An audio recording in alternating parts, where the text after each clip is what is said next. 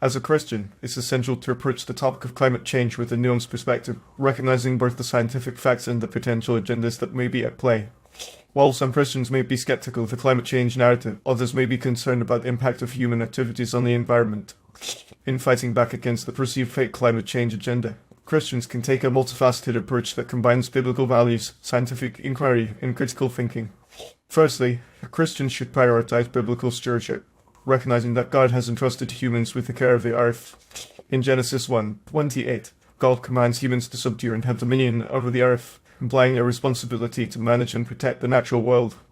This biblical foundation can inform a Christian's approach to environmental issues, encouraging them to adopt sustainable practices, reduce waste, and conserve natural resources. By living out their faith in this way, Christians can demonstrate a genuine commitment to environmental stewardship, even if they are skeptical of certain aspects of the climate change narrative.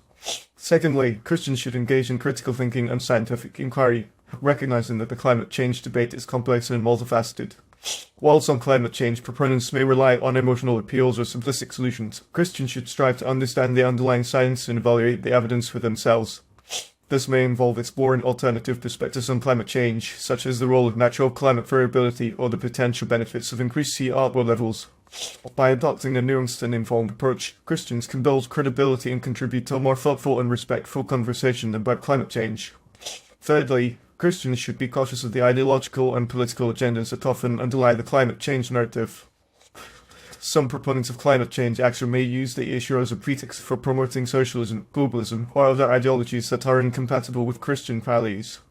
Christians should be aware of these agendas and resist efforts to co-opt the climate change issue for partisan or ideological purposes. Instead, they should focus on promoting solutions that are grounded in biblical principles, such as private property rights, individual responsibility, and community-based initiatives. Fourthly, Christians can promote alternative solutions to environmental challenges that are more in line with their values and principles.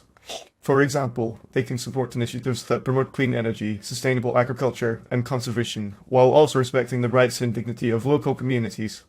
Christians can also advocate for policy solutions that are grounded in free market principles, such as carbon taxes or cap-and-trade systems, rather than relying on top-down regulations or international agreements. Finally, Christians should recognize that the climate change debate is not just about science or policy, but also about worldview and values. As Christians, they should be mindful of the spiritual and cultural implications of the climate change narrative, recognizing that some proponents may be promoting a secular or pagan worldview that is incompatible with Christian teaching.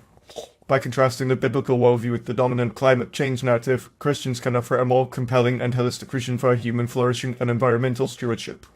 In conclusion, Christians can fight back against the perceived fake climate change agenda by adopting a multifaceted approach that combines biblical values, scientific inquiry, and critical thinking.